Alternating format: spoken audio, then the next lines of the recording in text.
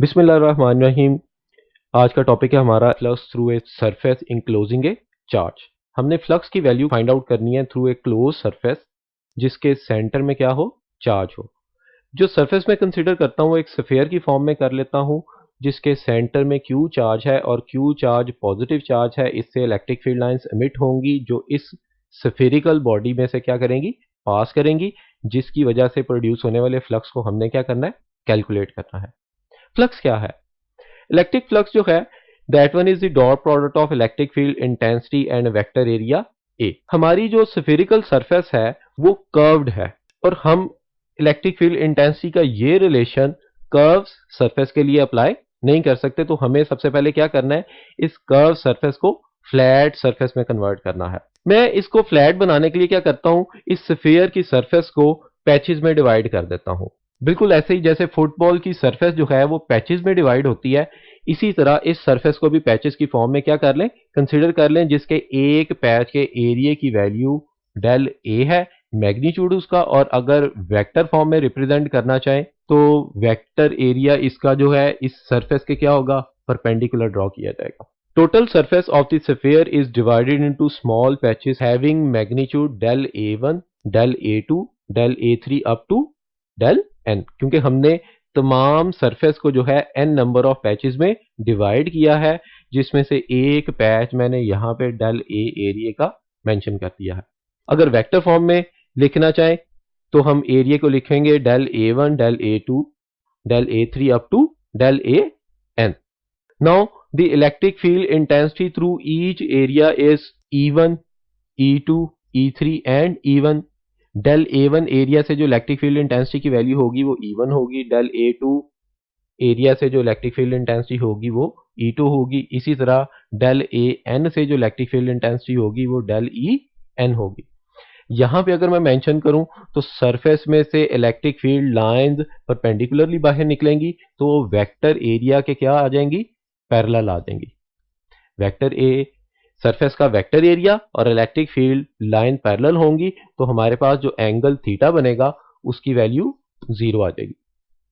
Next में हम हर area में से फ्लक्स कैलकुलेट करना चाहते हैं तो हम क्या करेंगे, हर पैच में से simply individually E dot A का रिलेशन लगा के फ्लक्स कैलकुलेट करेंगे और तमाम एरियाज के फ्लक्स को बाद में सम अप कर लेंगे। तो मैं कंसीडर करता हूं phi e is the total flux through the spherical surface, जिसमें phi1 जो है वो फ्लक्स है through the area A1 and phi2 is the flux through the area A2। इसी तरह phi n जो है वो फ्लक्स की वैल्यू है through the area del a n. तो यहाँ पे phi1, phi2, phi3 की वैल्यूज सब्स्टिट्यूट कर देते हैं तो हमारे पास रिलेशन आ जाएगा E1 dot del A1 plus E2 del dot A2। इसी तरह बाकी तमाम के फ्लक्सेस की वैल्यू भी लिखी जा सकती हैं।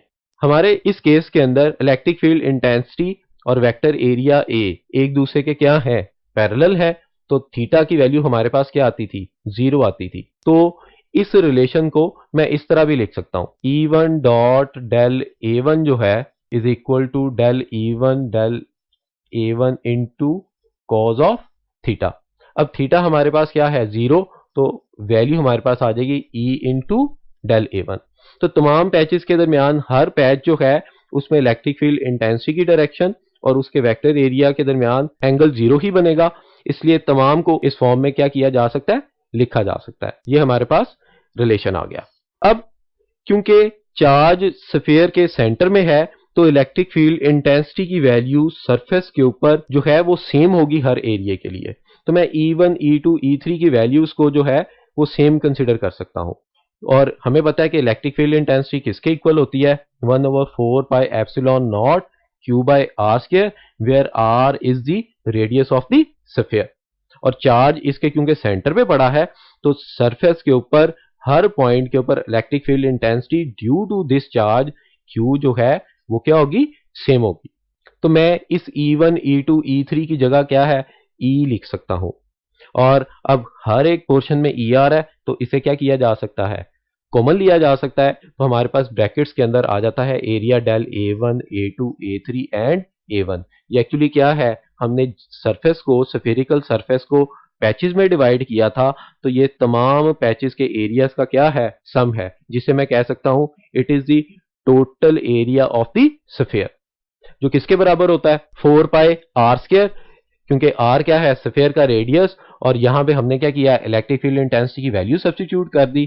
4 पाई से कैंसिल हो जाएगा और आर स्क्वायर से कैंसिल हो जाएगा, और हमारे पास total flux through this close surface जो कि स्फेरिकल शेप की है वो किसके बराबर आ जाता है Q by epsilon naught, where Q is the charge enclosed by the spherical surface. हम यहां से रिजल्ट क्या निकाल सकते हैं, मैं अगर एक फिगर कंसिडर करूं जिसके अंदर ये पोर्शन जो है बिल्कुल वही है, क्यू चार्ज जो है सेंटर में प्लेस है किसके एक स्फेयर के, और इस स्फेरिकल सरफेस को हमने इंक्लोज कर दिया है एक इरेगुलर शेप की क्लोज सरफेस के अंदर। तो फिगर मुझे ये क्लियरली शो कर रही है कि flux through the sphere and flux through the close surface जो है उसकी वैल्यू क्या है सेम, क्योंकि फ्लक्स क्या होता है number of electric field lines, तो नंबर ऑफ लाइंस जितनी इस स्फीयर में से पास कर रही हैं उतनी ही इस क्लोज सरफेस में से पास कर रही हैं। तो यहां से रिजल्ट क्या निकाला जा सकता है, the total flux through the close surface does not depend upon the shape and geometry of the closed surface, whereas it depend upon the medium and the charge enclosed by the closed surface. Thank you.